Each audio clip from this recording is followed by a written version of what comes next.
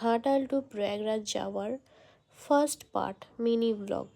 So hello everyone, সবাই কেমন আছো? আশা করছি সবাই খুব ভালো আছো। তো আমরা বাড়ি থেকে বেরিয়েছিলাম 10টা নাগাদ। ওখান থেকে বেরিয়ে আমরা খড়গপুর চলে গিয়েছিলাম।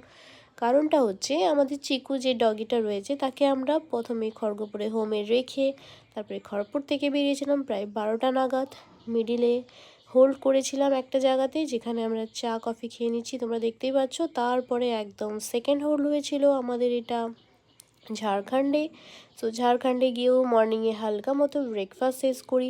আর যাওয়ার পথে রাস্তা তোমরা দেখতেই পাচ্ছ, এত সুন্দর রাস্তা, মানে কি বলবো, কিছু তো বলারই নেই। ফার্স্ট টাইম ট্রাভেল করলাম, এতটা জার্নি করলাম গাড়িতে করে, বাই কারে, বুঝতেই পেরেছো দেখে।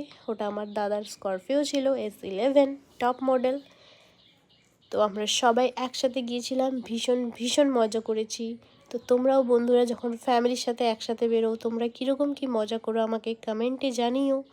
আর ওয়েদার খুব যে গরম ছিল সেটা না, আবার খুব যে ঠান্ডা ছিল সেটাও না, খুব সুন্দর ওয়েদার ছিল। আর জায়গাটা তোমরা দেখতেই পাচ্ছ, এত অসাধারণ, এত অসাধারণ, মানে কি বলবো, আমার তো খুব ভালো লেগেছে। এটা আমাদের পুচকি সোনা, ও ডান্স করতে খুবই ভালোবাসে, তাই জন্য ও গাড়ির মধ্যে ডান্স করেছিল, খেলা করেছিল।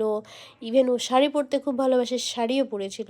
এটা হচ্ছিল পাহাড়ের চূড়ার রাস্তা, যে পাহাড়ের উপরে অনেকটা উপরে উঠেছিলাম আমরা। দেখো কি দারুণ লাগছে, রাতের বেলা বলে এত আলো জ্বলছে, খুব সুন্দর লাগছে।